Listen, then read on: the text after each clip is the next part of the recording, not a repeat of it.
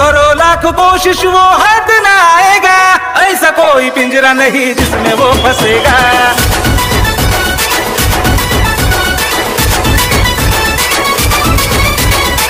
होता है वो भीम का, भीम के असली खून का, होता है वो भीम का, भीम के असली खून का। वंचितों का लाडला लीडर है, वंचितों का लाडला लीडर है। किसी पिंजरे में कैद न होगा, ये तो खानदान शेर है। किसी पिंजरे में कैद न होगा, ये तो खानदान शेर है। कडक उन्हामध्ये आपण सगळेजण जमलेला आहोत, त्याबद्दल मी आपल्या सगळ्यांचा असणारा या ठिकाणी मनपूर्वक आभार मानतो।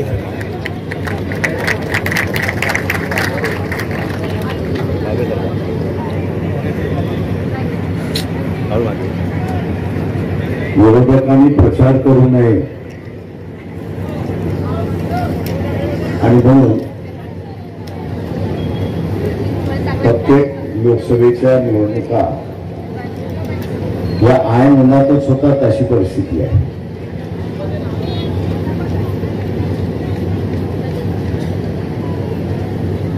एक देश एक इलेक्शन असं वल्गना करणारे त्या सगळ्यांना असणार आहे की गरीब उमेदवाराला प्रचार करायचा असेल तर ऑक्टोबर नोव्हेंबर डिसेंबर मध्ये इलेक्शन घेतल्या तर त्याला सोपं जातं, त्याचा खर्च सगळा त्याच्या आवाक्याच्या आतमध्ये येतो। आज असणारा अनेक उमेदवार आहेत, मला माहित आहेत, चांगले आहेत, लढू शकतात, परंतु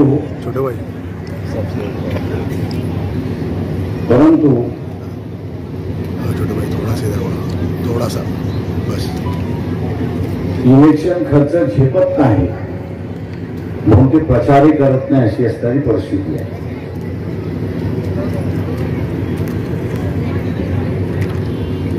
चळवळीच्या माध्यमातून आपण सगळेजण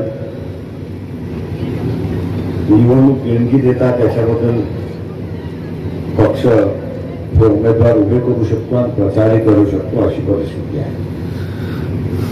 संजय ब्राह्मणे हे रावेर मतदारसंघातील उमेदवार आहेत, राष्ट्रवादीने ही पहिल्यांदा जागा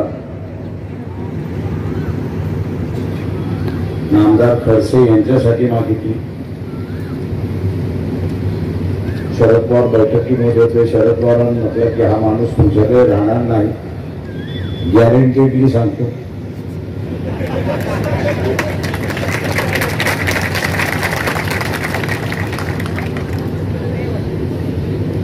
त्याला हेका आपण म्हणतो ना, पाटलाचा हेका,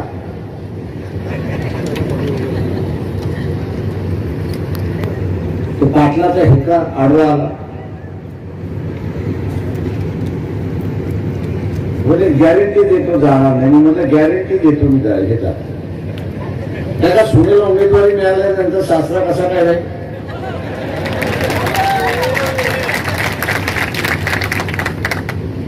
पण दुसरा उमेदवार नाही याची जाणीव होती। वंचित बहुजन आघाडी आम्ही मागत होतो की रावे तुम्ही आम्हाला सोडा, म्हणजे आता खडसे गेले, आता तरी सोडा नाही, ते म्हणजे आमच्याकडे उमेदवार आहे। म्हणजे कोण ते म्हणजे फॉर्म भरल्यानंतर तुम्हाला दिसत,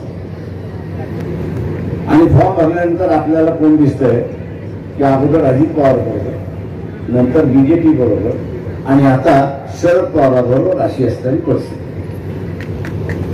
म्हणजे 15 दिवसामध्ये 3 पक्ष। आणि मी असं ऐकतो की जेवढ्या सामाजिक संघटना आहेत, या सगळ्या सामाजिक संघटनांच्या बैठका बोलवल्या आणि त्या प्रत्येकाला असताना 5-5 लाख रुपये वाटलेत अशी असताना माझी माहिती। जे दान सुटेगदान आपण नेहमी करत असतो, या सगळ्या संघटनांना माझं आव्हान आहे, तुम्हाला असताना दान आलेलं आहे आता याच्यावरचं संकट सुटते की न सुटते त्याची चिंता करू नका, पण तुमचं संकट सोडवा एवढी फक्त माझी आपल्याला असणारं विनंती.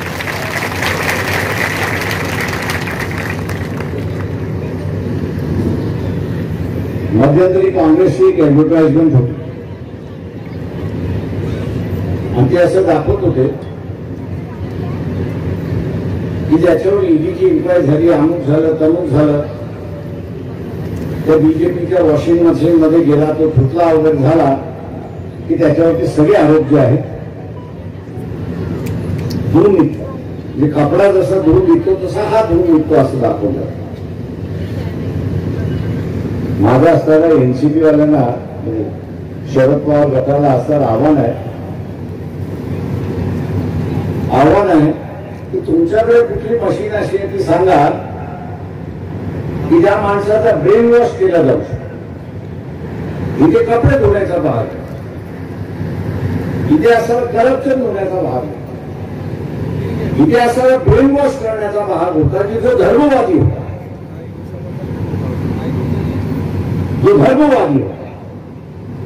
तो मुस्लिम विरोधात होता, तो ख्रिश्चन विरोधात होता. तुमच्याकडे कुठली मशीन अशी आहे की त्याचा ब्रेन वॉश झाला की तो सेक्युलर होतो, तो निधर्मवादी होतो? कुठली मशीन आहे ती सांगा ना. कोणी कुठला वाद द्यावा ह्याच्याबद्दल माझं दुमत नाही, उलट मी आदर करतो त्याचा की त्याचा काहीतरी विचार आहे. पण अचानक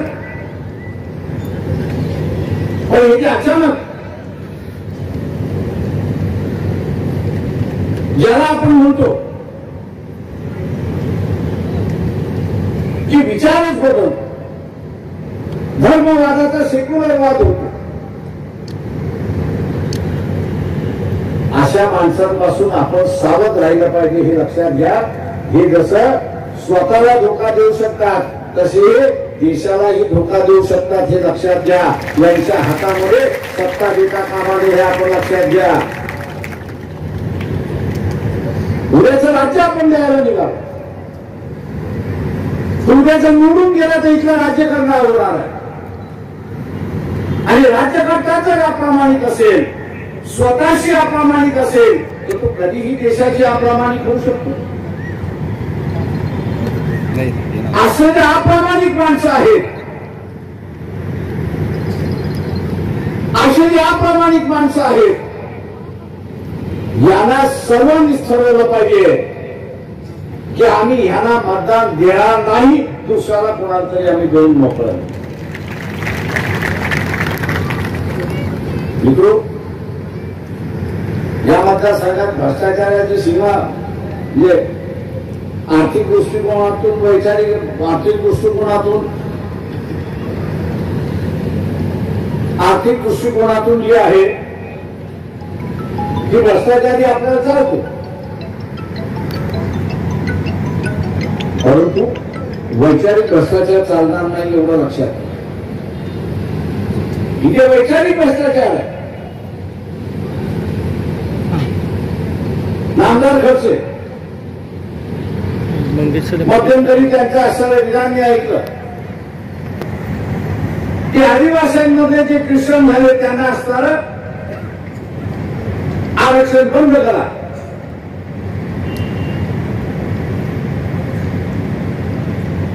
एवढी वर्ष मंत्रिमंडळात राहून, सरकारमध्ये राहून या गोष्टीची जाणीव नसेल की आदिवासींना मुळात धर्मच नाही, निसर्ग हाच त्यांचा धर्म आहे. निसर्ग हाच त्यांचा धर्म आहे. कालांतराने काही आदिवासींनी ख्रिश्चन धर्म स्वीकारला, काही जणांनी असणारा मुस्लिम धर्म स्वीकारला, काही जणांनी इतर धर्म स्वीकारला. पण मुळात हा असणारा नैसर्गिक आहे. निसर्गाची पूजा करत असतो आणि म्हणून त्याला आरक्षण देताना धर्माचा आधार धरला नव्हता, तर तो आदिवासी आहे आणि त्याच्या आदिवासीपणावरतीच त्याला आरक्षण मिळालं, धर्मावरती मिळालेलं नाही.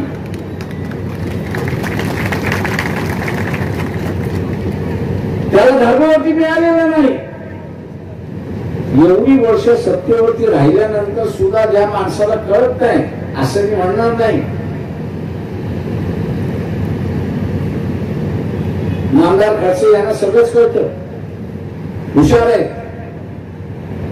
पण हुशारी लोकांच्या भल्यासाठी वापरायची नाही, तर ती हुशारी आपल्याला वाचवता कसं येईल याच्यासाठी वापरायची, अशी असणारी परिस्थिती. सत्ता ही आपल्याकडे राहावी, सत्ता ही आपल्याकडे राहावी. आणि म्हणून इथं असणारं आदिवासींच्या संदर्भातलं आणि विशेष करून कडवी भीड या संदर्भात त्यांनी असणारं विधान केलं की हे ख्रिश्चन झालेत, यांना असणारं देऊ नये. आणि त्याच्या मोबदल्यामध्ये भारतीय जनता पक्षाने त्यांच्या गळ्यामध्ये खासदारकीचं तिकीट दिलं, अशी परिस्थिती आहे. राष्ट्रवादीतून उठले आणि पुन्हा बीजेपी मध्ये गेले, अशी परिस्थिती.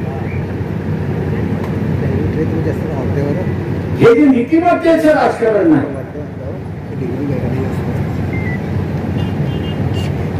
आयाराम गायारामाचं राजकारण आपण बघितलं, खोक्याचं राजकारण आपण बघितलं.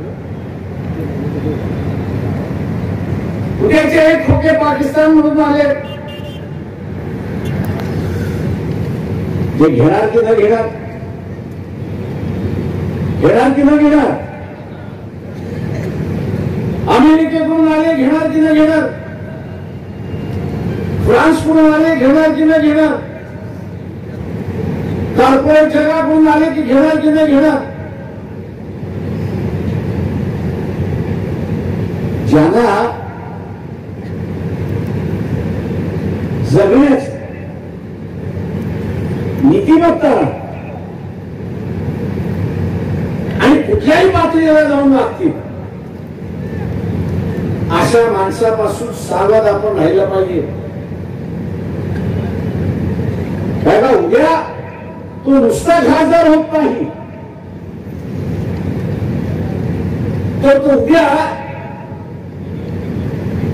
पूर्ण राज्य त्याच्या हातामध्ये आपण देतोय, अशी असणारी परिस्थिती आहे. आणि आपली 5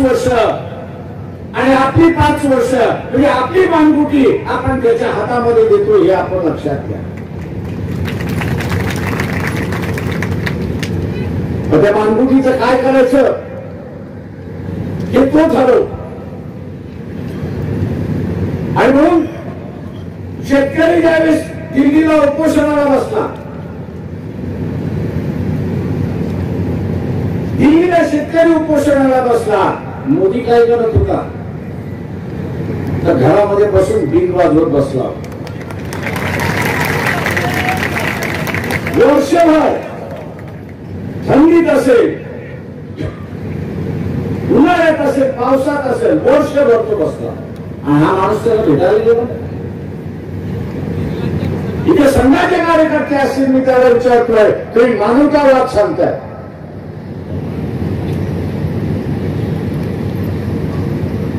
तुम्ही मानवतावाद सांगताय. हा कुठला मानवतावाद की पंतप्रधान जाऊन ते असणाऱ्या आंदोलन करताना भेटायलाही तयार नाही. 2-4 हजार नाही, लाखो लोक त्या ठिकाणी उपस्थित होते.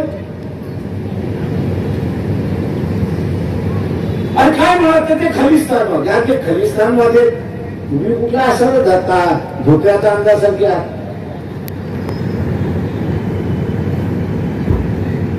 तुम्ही सुद्धा कुठल्या धोक्याचा अंदाजासारख्या.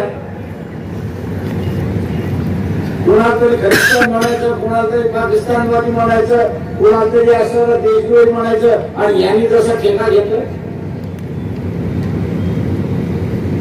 मी सर्वजणांना विचारतो, तुम्ही कुठच्या तोंडाने असणारा आज लोकांना सांगताय की पुन्हा भारतीय जनता पक्षाचा सरकार येऊ द्या, पुन्हा तुम्हाला असणारा 2-2 वर्ष लोक रस्त्यावरती बसवायची आहेत का, याचा पहिल्यांदा खुलासा.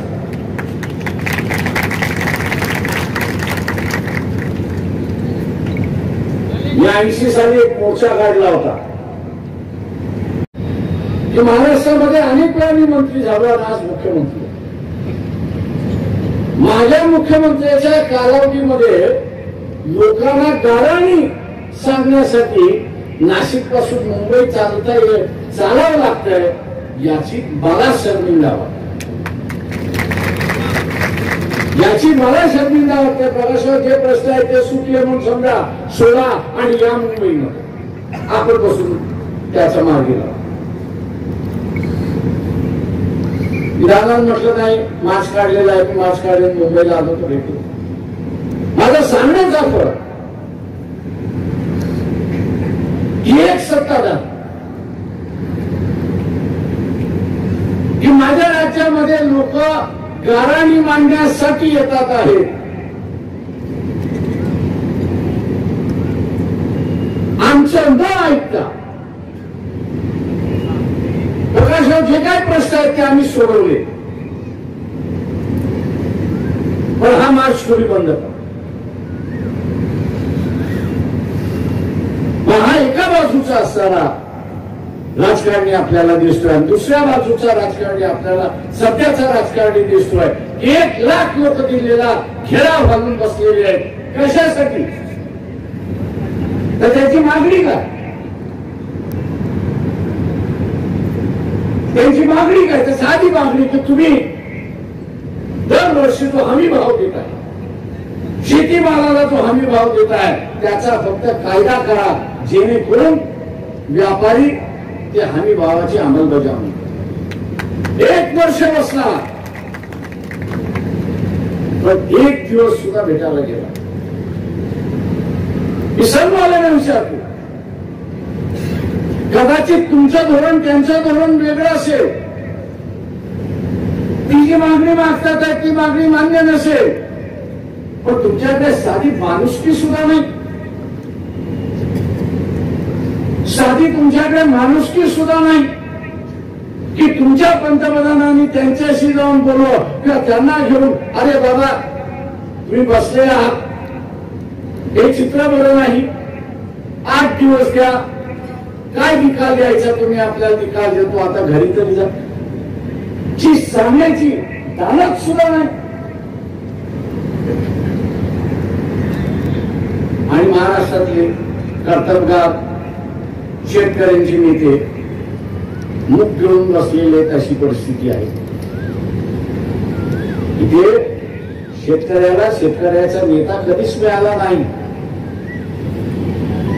जी काही नेते इथे शेतकऱ्याच्या नावाने उभे झाले ते शेतीवरती जे पिकतंय आणि जे पिकते त्याच्यावरती प्रक्रिया ज्या होतात त्या प्रक्रियेचे कारखान्याचे मालक आहेत. हे शेतकऱ्यांचे प्रतिनिधी नाहीत हे आपण लक्षात. आणि म्हणून यांच्यापासून सावध आपण राहिलो.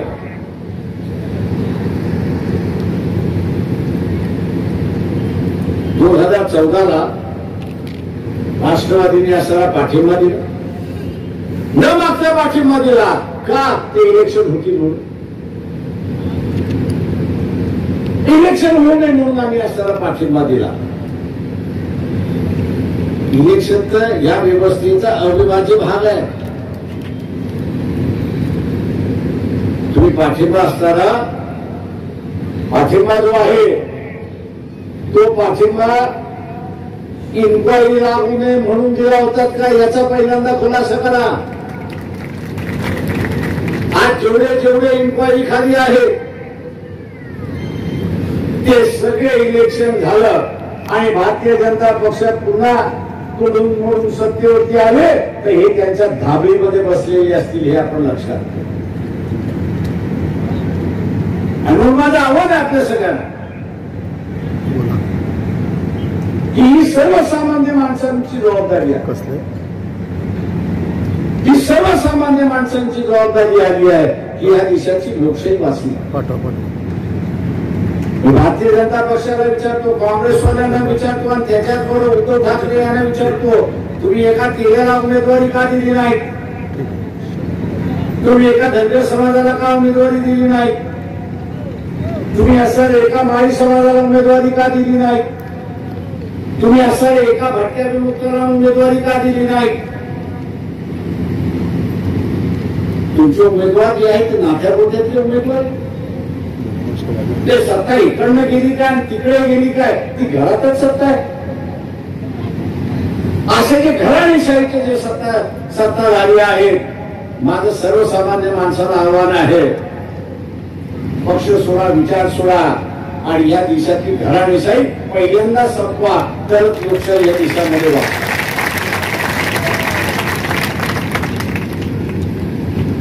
आज मुसलमान कोण बोलतो? मी बसल्या बसल्या ऑल इंडिया मुस्लिम लीगचा असताना, ऑल इंडिया मुस्लिम मुजाहिदचं असताना पत्र वाचत होतो आणि त्यांनी देशभरामध्ये कुठल्या कुठल्या पक्षाने उमेदवारी दिली त्याची माहिती. महाराष्ट्रामध्ये मुस्लिम समाजाला उमेदवारी नाही, बीजेपी देणार नाही हे आम्हाला माहिती. काँग्रेसवाले ज्यावेळी देत नाही, राष्ट्रवादीवाले देत नाहीत, सेनेवाले ज्यावेळी देत नाही, उद्धव ठाकरेवाले देत नाही, त्यावेळेस आपण एक लक्षात घ्यायचं की यांचं धोरण आणि बीजेपीचं धोरण एकच आहे. यांचं धोरण एकच आहे. सोनिया गांधीची इन्क्वायरी चालली आहे की न चालली आहे? चालली आहे की न चालली आहे? राहुल गांधीची इन्क्वायरी चालली आहे की न चालली आहे? खरगेची इन्क्वायरी चालली आहे की न चालली आहे? मग असणारे हे बीजेपीवर टीका करणार आहेत का? हे फक्त फसवण्याचं राजकारण त्या ठिकाणी चालले. इथले RSS वाल्यांना विचारतो आणि इथला असणारा जो मतदार, हिंदू मतदार आहे, त्याला मी असणारा विचारतो की 2014 मोदी ज्या दिवशी सत्तेमध्ये बसले त्या दिवसापासून ते असणारा राज्यसभेमध्ये उत्तर देता, प्रश्नाचं उत्तर देताना एकंदरीत 17 लाख हिंदू कुटुंब, 17 लाख हिंदू कुटुंब नागरिकत्व सोडून गेले आणि परदेशी नागरिकत्व दिले. तुम्ही या देशाला हिंदू राष्ट्र करायला निघाला आणि आम्ही म्हणतो तर हा राष्ट्रच हिंदूंचा आहे, त्याच्यावर काढण्याची गरज काय? दाखवताना आम्ही मुसलमानाचे लोक, दाखवताना आम्ही ख्रिश्चनांचे लोक, दाखवताना आम्ही आरक्षणाच्या विरोधात. मुंबईराम भगत में छुरी असं म्हणतात. त्या पद्धतीने यांचं जे वसुलीचं राज्य,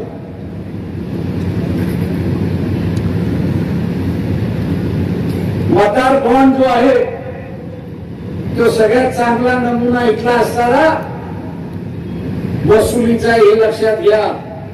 ईडी पाठवली, इन्क्वायरी नसेल तर बॉन्ड विकत घे. जेलनंतर सुटायचं असेल तर बॉन्ड विकत घे. बेल पाहिजे असेल तर बॉन्ड विकत घे आणि ते आमच्या पैशामध्ये टाका. हे वसुलीचं राज्य. इथे असणाऱ्या हिंदू संघटनांना विचारतो, हे जे 17 लाख कुटुंब भारताचं नागरिकत्व 2014 पासून ते 4 महिन्यापूर्वी प्रश्न विचारण्याच्या आतमध्ये सोडून गेले, त्यांच्याकडून सुद्धा तुम्ही वसुली करत होतात का? ते वसुली देणार नाहीत आणि म्हणून आपली असणारी इज्जत मातीमध्ये मिळेल या भीतीने त्यांनी नागरिकत्व सोडलं, अशी परिस्थिती आहे का? वसुलीच्या गाड्याला झाले अशी असणारी परिस्थिती आहे. इथल्या सगळ्या व्यापाऱ्यांना सांगतो, राजकारणावरती धाडी टाकून झाल्या, कारखानदारावरती धाडी टाकून झाल्या, आता तुमची पाळी आहे, एवढं लक्षात. आता तुमची पाळी आहे. शिक्षण संस्थेचे महर्षी आहेत, त्यांची पाळी आहे. जिल्ह्या जिल्ह्यामध्ये त्यांचे उद्योग आहेत, त्यांची पाळी आहे, हे आपण लक्षात घ्या. तुमच्यावरती धाडी पडणार आहे ते लक्षात घ्या. काय हे सरकार कंगाल सरकार आहे असं वर्ल्ड बँक. 10 वर्षाच्या कालावधीमध्ये 10 वर्षाच्या कालावधीमध्ये या सरकारने देशाला कंगाल केले हे आपण लक्षात. 2014 नरेंद्र मोदी पंतप्रधान झाले त्यावेळी देशावरचं कर्ज 100 रुपयातलं 26 रुपये. किती होते? 26 रुपये. आज इलेक्शन वर्ष आहे. या इलेक्शन वर्षामध्ये मोदीने हे कर्ज वाढून कुठपर्यंत ठेवलेलं आहे तर 84 रुपयापर्यंत गेले. 26 वरून 10 वर्षामध्ये 84 रुपयावरती कर्ज वाढले अशी परिस्थिती आहे. आणि जागतिक बँक हे म्हणत आहे की 2026 ला हे कर्ज 96 रुपयावरती जाईल अशी परिस्थिती आहे. तुमच्या घरातला पगार जर 20,000 असेल आणि ते 20,000चा पगार हा 18,000 हप्ता भरण्यामध्ये जाणार असेल तर 2,000 रुपयामध्ये तुम्ही घर चालू शकता का? मग 4 रुपयामध्ये ते चालू शकेल का? 4 रुपयामध्ये देश चालू शकेल का? हा कर्ज काढत घेणार आणि आपल्याला पुरवणार. आणि म्हणून मी जेव्हा मध्यंतरी म्हणालो की दारुड्याची जी वृत्ती आहे, दारुड्याची जी वृत्ती आहे तीच वृत्ती नरेंद्र मोदीची आहे.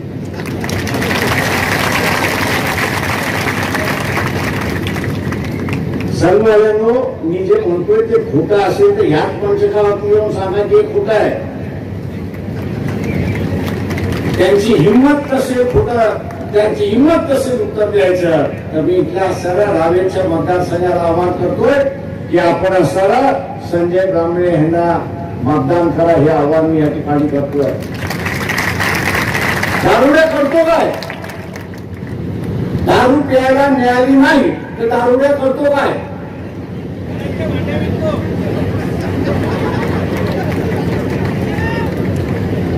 सोनं नाणं विकतो, घरदार विकून टाकतो.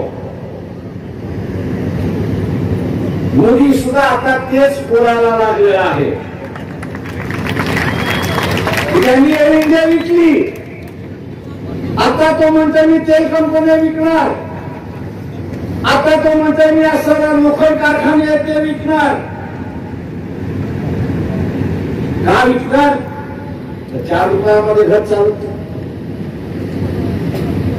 4 रुपयामध्ये घर चालत नाही. विकून जेवढा पैसा आहे तेवढा चालवायचा.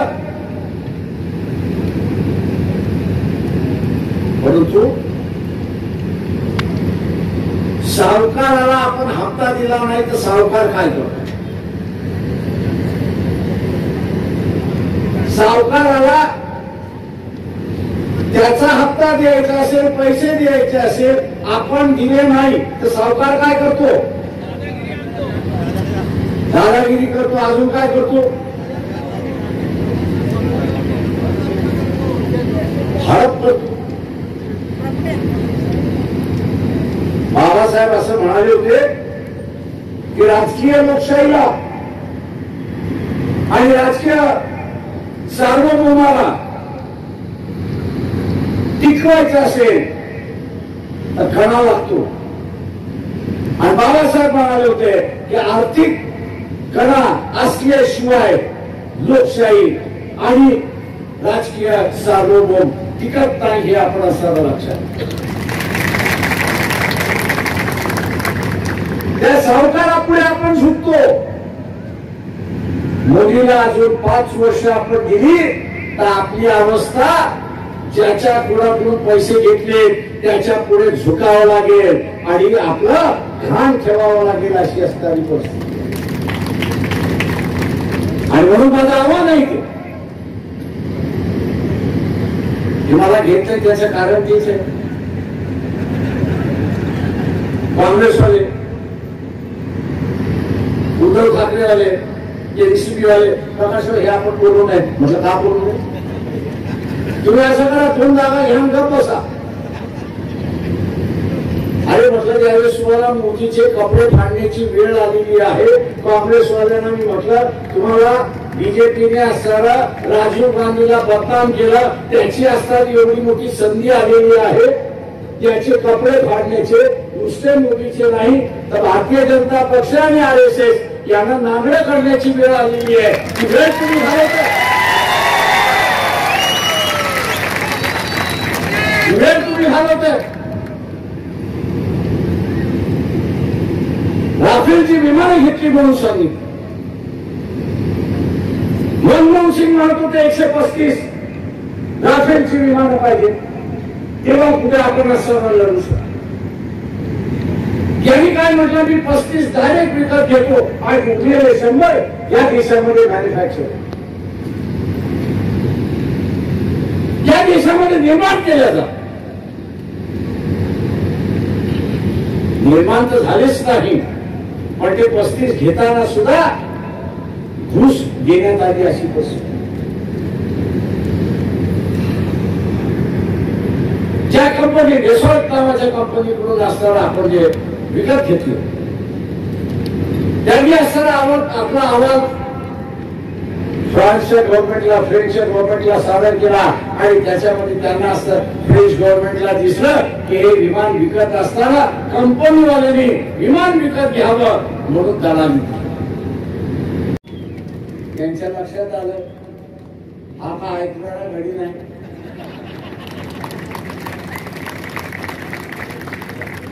तेव्हा आम्ही बाहेर कसं जाऊ,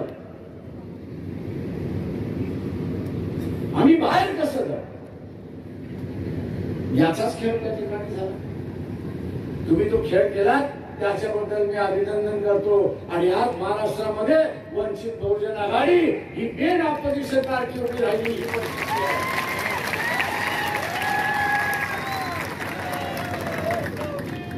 आज मुख्य विरोधी पक्ष म्हणून वंचित बहुजन आघाडी उभा राहिला आहे.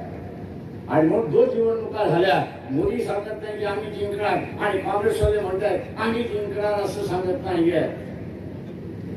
माझा दावा आहे त्या सगळ्या ह्याच्यामध्ये निवडून आलेला 20-25 हजाराच्या आतमध्ये निवडून येईल आणि त्याच्यामध्ये वंचितही असेल हे आपण सर्व लक्षात. आणि म्हणून माझं आव्हान आहे जे लढू शकत नाहीत, भांडू शकत नाही, जे पार्लमेंटमध्ये आवाज उठवू शकत नाही, आम्ही संघाला विचारतो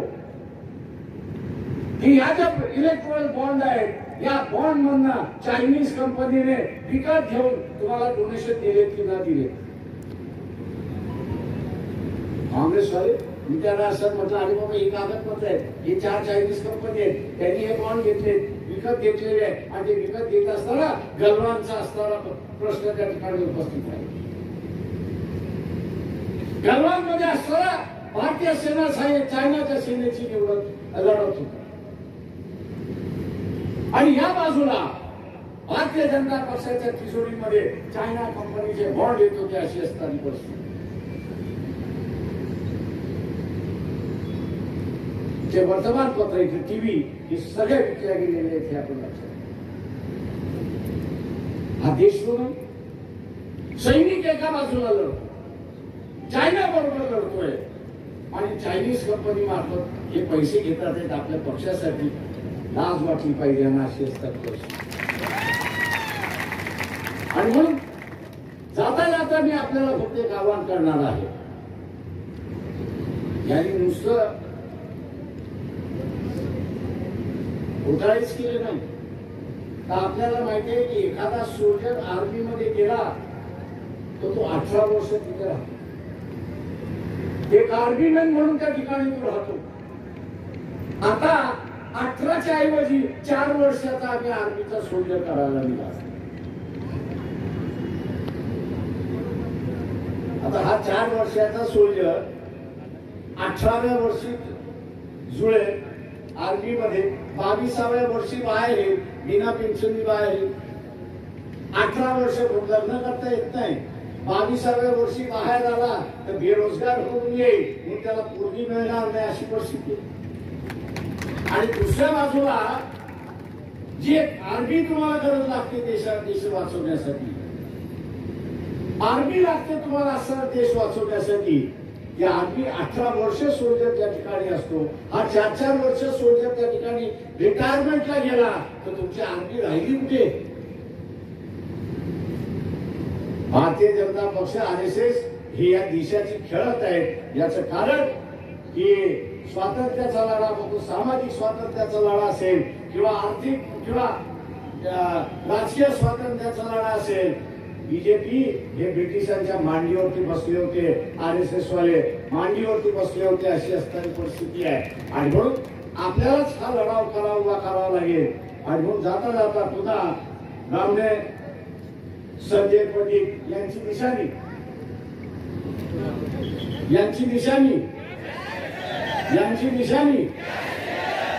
निशाणी गॅस सिलेंडर समोरचं बटन दाबून यांना प्रचंड मताने आपण विजय करा हे आवाहन करतो ना आपल्याला घेतो.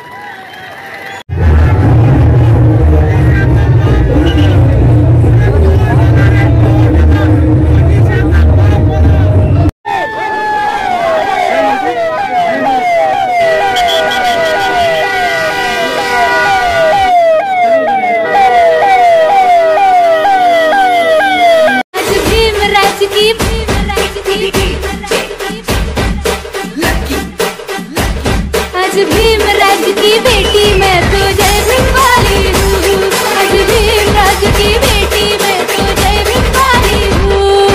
ऊपर में भाली भोली भाली शील की झोली हूँ, ऊपर में भाली भोली भाली शील की झोली हूँ. आज भीमराज की बेटी मैं तो जय भीम वाली हूँ, आज भीमराज की बेटी मैं तो जय भीम वाली हूँ. Subscribe now and press the bell icon. Never miss an update.